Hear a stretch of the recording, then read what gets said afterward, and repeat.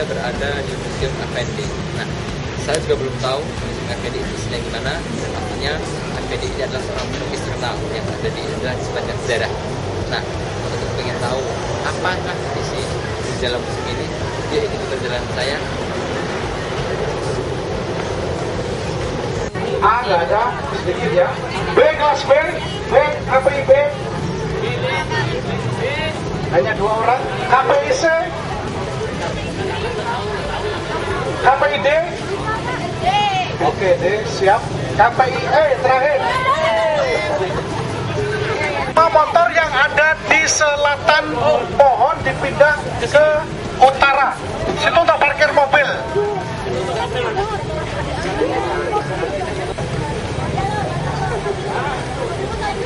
Dia ditata miring.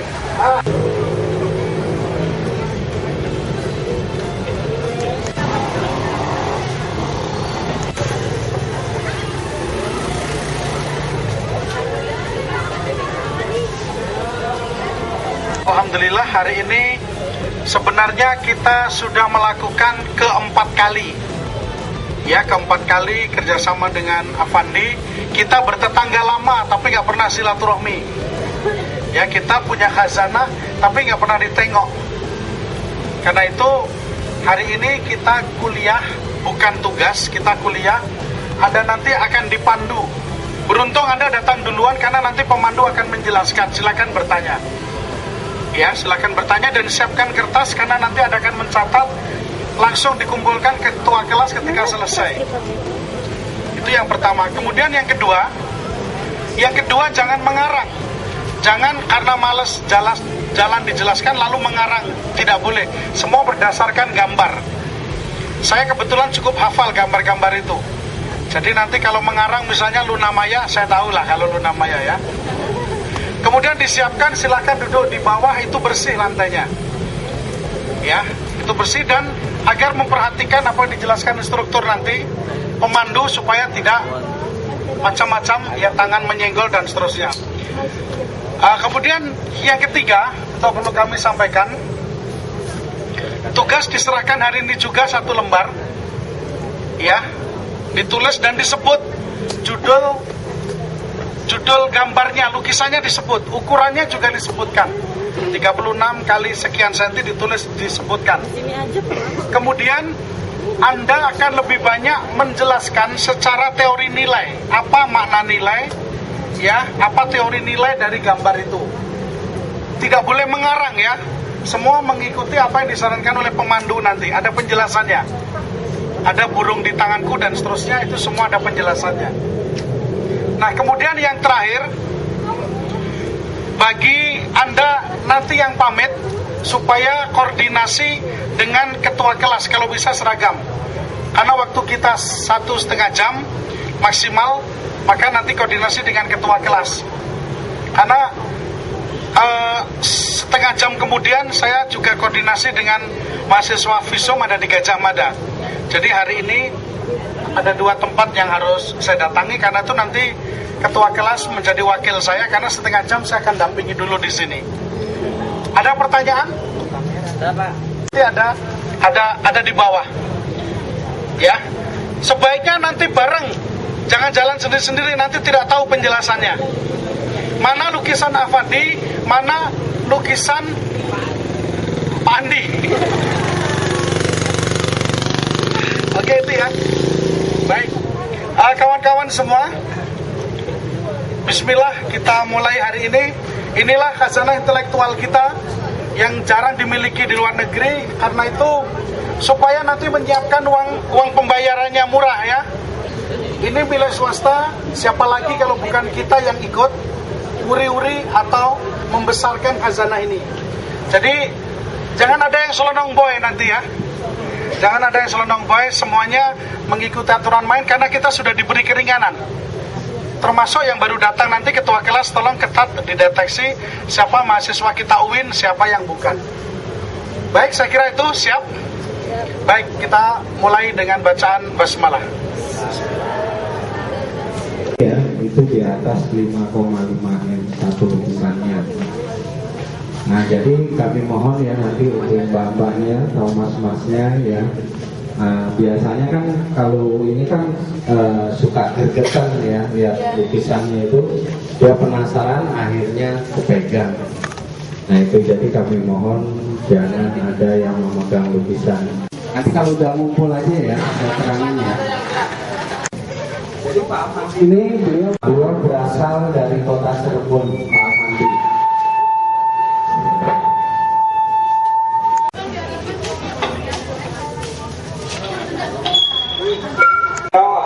Dilahirkan di kota Cirebon pada tahun 1907 mengenai tanggal dan bulannya saya pernah tanya, dia lupa, dia bilang itu, saya hanya tahu tahunnya aja 1907 ya. Jadi Pak Afandi beliau nikah sama Ibu Mariati ya, sama Bu Mariati. Beliau berasal dari kota Bogor. Dari Pak Afandi dan Bu Mariati hanya dikaruniai seorang putri, yaitu Ibu Kartika ya, namanya Ibu Kartika. Kemudian Pak Afandi setelah nikah beliau ingin mempunyai anak laki-laki, tapi almarhum Bu Mariati itu sudah tidak mempunyai putri lagi atau putra ya. Kemudian Pak Afandi nikah lagi sama istri yang kedua, yaitu Ibu Rubiem yang berasal dari kota Jogja ya. Dari Ibu Rubiem ini putra putri Pak Afandi 3 ya, yaitu Rukmini ya yang pertama, yang kedua Agung Kusuma, dan yang ketiga Juki Afandi ya, yang beliau itu kepala museum Afandi ini. Nanti karya daripada putra putri Pak Afandi ada di galeri 2 ya, di galeri 3 yaitu karya Bu Kartika, karya Pak Afandi ya. Jadi ini museum yang pertama, ini mulai tahun 1938 ya. Nah ini memang pada awal-awal waktu itu beliau melukis belum mempunyai uang, jadi yang diambil ya objek-objek keluarganya ya.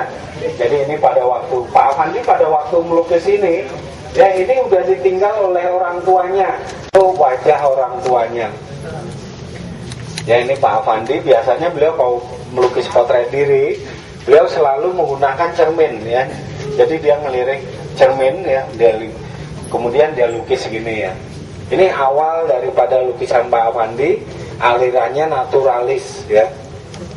Jadi ini bahannya dari kertas singkong ya, kemudian sama pastel, krayon kalau sekarang itu ya. Ini juga Ibu dalam kamar ya. Ini bahannya juga triplek ya. Jadi memang pada waktu itu, waktu zaman Jepang belum kanvas, jarang sekali ya. Jadi bahannya triplek ini ya. Kemudian dikasih background putri, baru beliau melukis ini. Nah ini ya, nanti sejarah dari karya-karya Pak Afandi. Kadang kurang daripada 1 jam itu ya. Jadi Pak Afandi kalau dia sudah melukis, beliau udah seperti orang kayak kesurupan gitu. Jadi dia nggak ngambil catnya gitu ya. Dia ada asistennya. Pada waktu itu ada Pak Jono, Pak Danu, ya Pak Jimin ya. Nah pada waktu itu siapa aja yang ikut. Kalau umpamanya Pak Jono nggak ikut, Pak Jimin ya beliau yang mengeladeni pada waktu Pak Afandi melukis itu. Pak Afandi hanya menyebutkan, kemudian disodorkan, dia bilang biru, ayo biru, dikasih biru, kemudian putih-putih, ayo dikasih putih. Jadi Pak Afandi nggak, kalau melihat melukis itu nggak lihat dia bagusnya apa warnanya, enggak, ini udah warna-warna udah ada di kepalanya semua. Nah itu. Makanya yang karya Pak Afandi ya, makanya mahal. Jadi pelukis Indonesia yang mempunyai corak ekspresionisme ini baru Pak Afandi ya. Yang lainnya ada abstrak, ada naturalis ya. Itu jadi setiap, kalau abstrak tuh nggak kelihatan Mbak ya. Lukisannya nggak kelihatan. Kalau lukisan Pak Afandi itu sebenarnya naturalis, orang itu masih bisa dilihat kok, dia gambar wajah aja beliau masih berbentuk wajah gitu lah. Coba kalau lihat dari jauh karya-karya Pak Afandi itu semakin jauh. Ini juga arsitek bangunannya ya. Ini juga Pak Afandi juga yang merancang ya, sampai beliau yang menunggu. Jadi memang pada waktu itu beliau pada waktu masih susah, belum jadi seniman ya, yaitu keluarga dari almarhum Pak Afandi kena musibah ya, kemudian keluarga-keluarganya itu yang kena musibah itu ditutupi sama selai daun pisang. Museum yang atapnya seperti daun pisang, dia bilang gitu, sampai ke warna dominannya ya. Jadi memang selama saya ikut Pak Afandi, beliau sangat Pak Afandi itu sangat teliti sekali orangnya ya, disiplin ya, sangat teliti sekali orangnya. Nah, selain karya-karya beliau ya, ada juga patung nanti ya, patung mobil sepeda itu juga peninggalan beliau.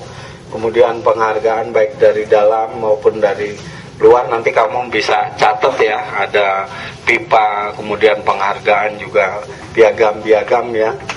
Nah itu, jadi Pak Afandi melukis hanya sampai pada tahun 1989 ya, itu karya terakhirnya, itu judulnya Embrio, dibuat pada tahun 1989 ya. Kemudian tanggal 23 Mei tahun 1990 Pak Afandi meninggal ya. Setelah setahun kemudian tanggal 25 Mei tahun 1991, yaitu istrinya menyusul Pak Afandi ya, tahun 90 ya, 25 Mei tahun 1990. Makam daripada almarhum Pak Afandi dan almarhum istrinya itu tidak jauh dari lokasi museum ini. Di sebelah itu ada dua makam, memang amanat almarhum ya. Oh iya, lukis ini yang diambil oleh Pak Afandi itu keluarganya ya, potret diri Pak Afandi sama putrinya, burung mati di tanganku ya. Kepengen Pak Afandi, mbak udah jangan nembak burung itu, biarkan burung itu bebas di alam yang luas, jangan ditembak, itu kan udah mengganggu lingkungan ya. Nah ya, jadi pada waktu istrinya sedang tidur ya, ini bagus sekali pemandangan untuk Pak Afandi ya.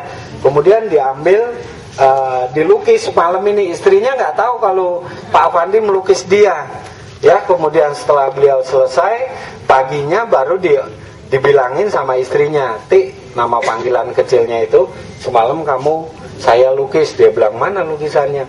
Dikasih unjuk, ketawa istrinya ya. Jadi pada waktu ini Pak Afandi ingin memperdalam anatomi tubuh seseorang. Jadi seniman itu perlu membuat sketch-sketch ya. Contohnya kayak sketch-sketch yang ini sketch dari peninggalan almarhum itu ratusan ya, yang kita simpan di gudang karena tempatnya terlalu sempit, jadi hanya beberapa sketch aja sekitar. Kalau masuk isi, anak isi itu baru semester pertama itu 1 hari itu disuruh buat sketch 500 sketch. Nah fungsinya apa? Ya fungsinya apa?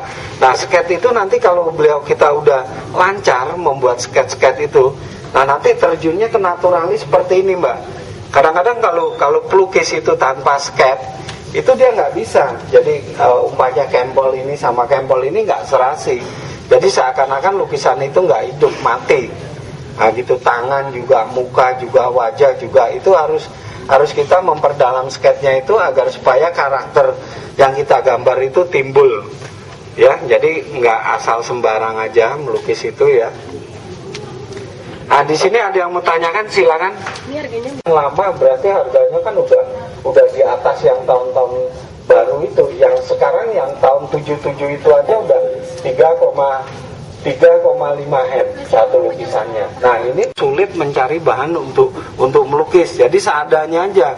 Yang penting inspirasi saya tercapai gitu. Apa yang mau dicita-citakan tercapai oleh Pak Afandi ya.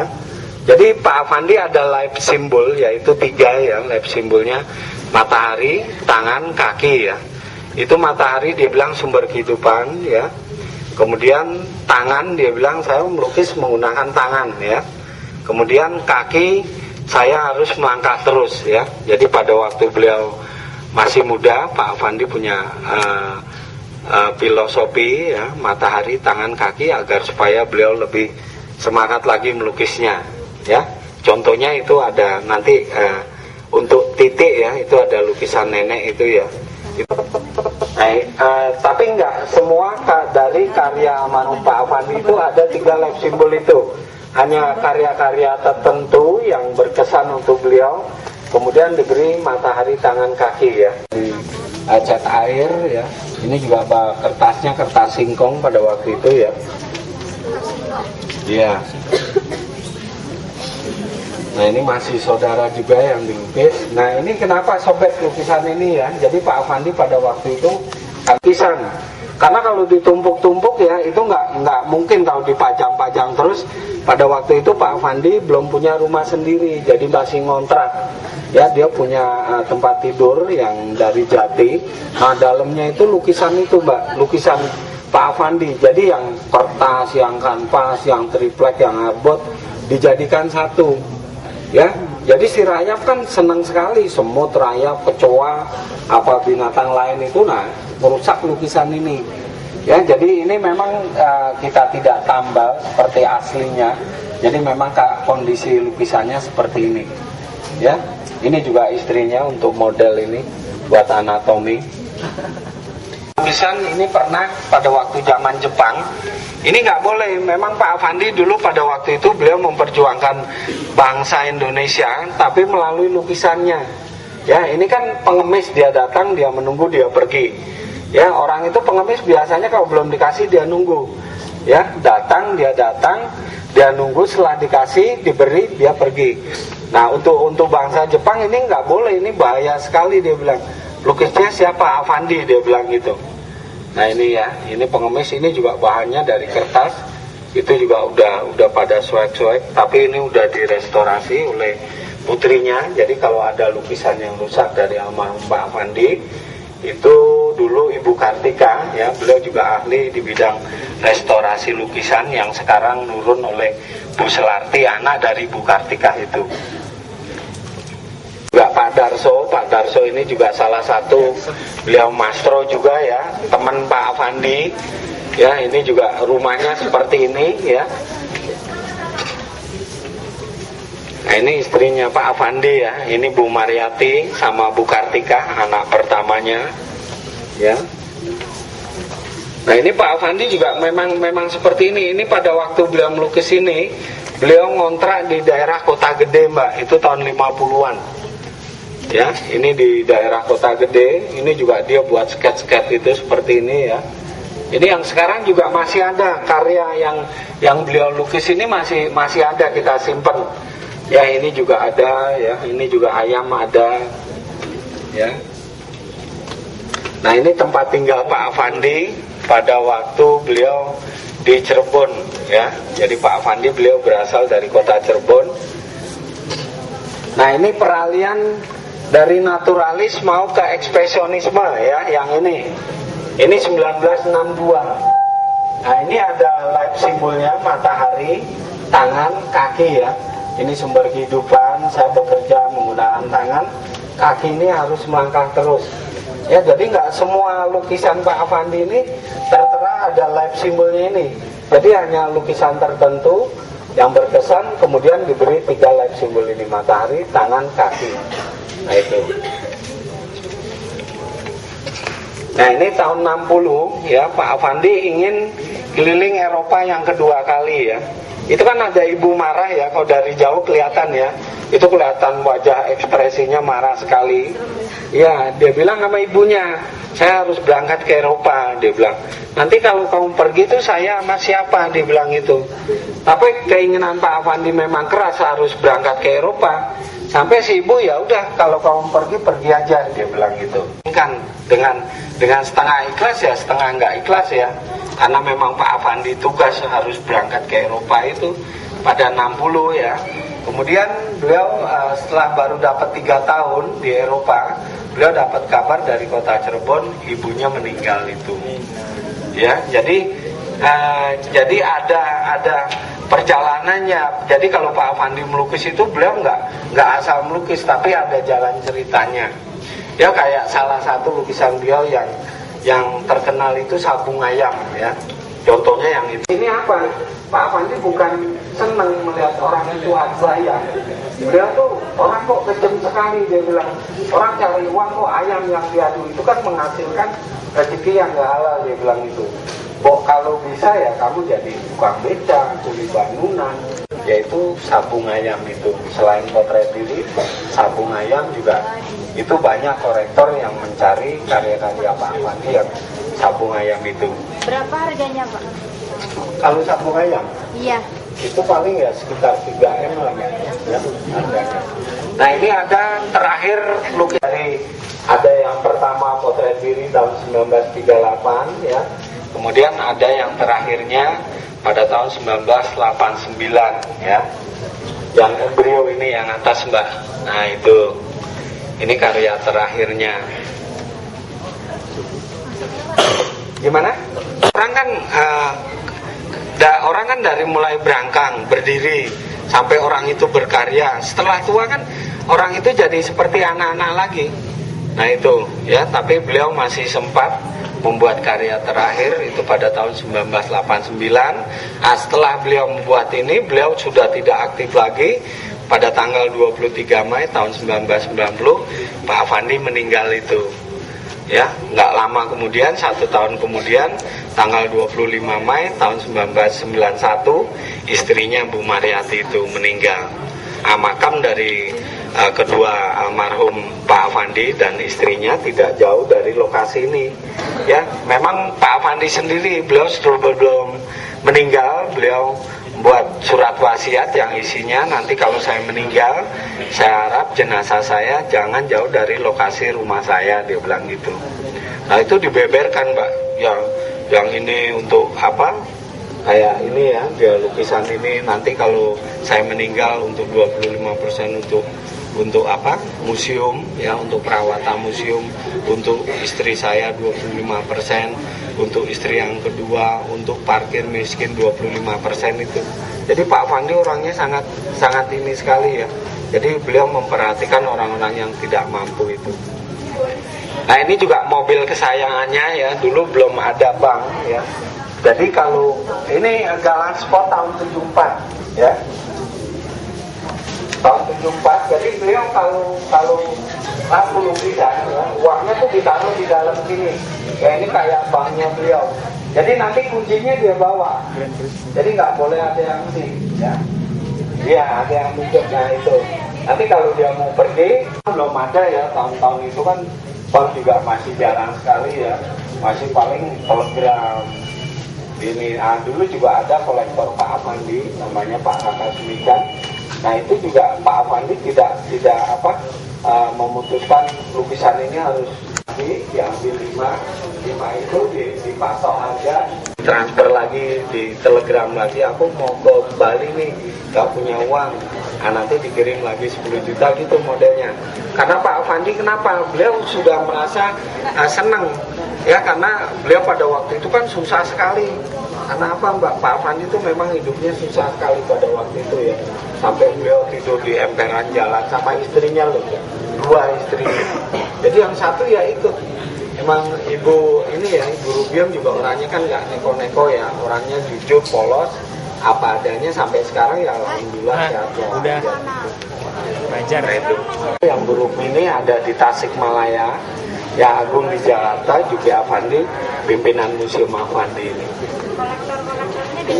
Itu banyak Mbak, dari Bali ya, Surabaya, Jakarta, kayak Pak Ciputra ya, Pak Ciputra, Bu Nelly Ada Malik ya, ya Bu Mbak Tutut ya, itu banyak sekali, Pak Siro, Raka Sumican, John Maisa dari Bandung. Nah itu karena apa, saya juga udah lama di sini, jadi saya kenal sama kolektornya Pak Afandi. Lihat dulu ya, nanti kalau ya yang embrio sekitar berapa Pak? Kalau dijual gitu, wah itu udah nggak ternilai ya Mas ya. Karena ini tahun terakhir gitu. Iya, karena yang terakhir itu ya, itu walaupun kecil gambarnya nggak jelas gitu, itu kan ada sejarahnya jadi. Nah itu apalagi yang pertama sampai yang terakhir itu kan jarang pelukis Mas. Itu semasa hidupnya Pak Afandi melukis itu kurang lebih sekitar 4.000 lukisan yang terjual, itu banyak sekali loh, luar biasa itu. Banyak, itu bukan dari seniman aja yang mengagumi Pak Afandi, bahkan kayak Umar Khayyam ya, pelukis Hardi, itu beliau sangat mengagumi Pak Afandi karena beliau orangnya itu selalu aktif gitu ya melukis. Padahal kalau pelukis sekarang itu 2.000 aja udah ini Mbak, udah puas sekali.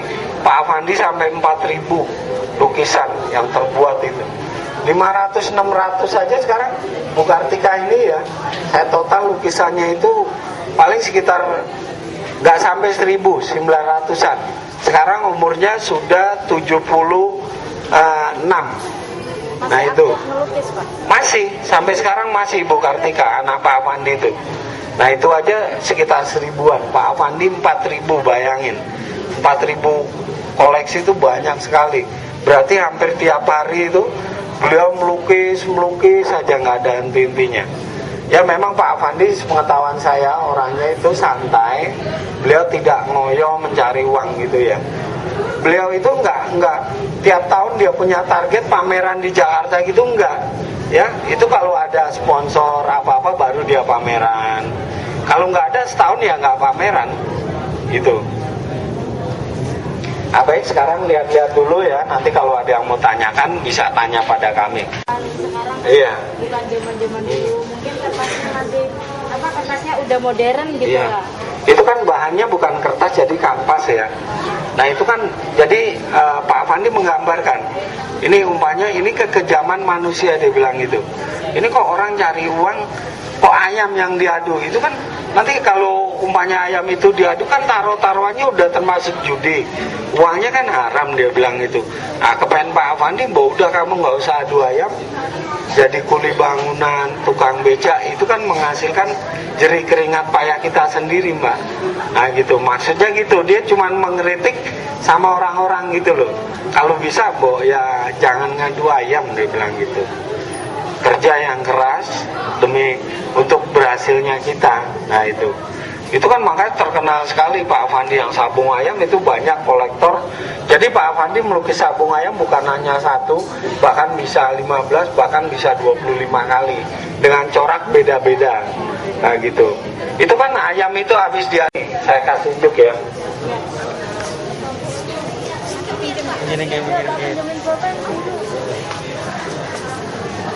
Nah, ini kan part ayam mati dan kaki-kaki ya. Ini ya. Ini kan kepala ayam nih. Ya. Ini buntutnya, ini badannya nih ya. Ini juga kepalanya, ini badannya ini. Ini kan ayam ini setelah diadu kan mati. Kalau di Bali kan itu pakai taji ya.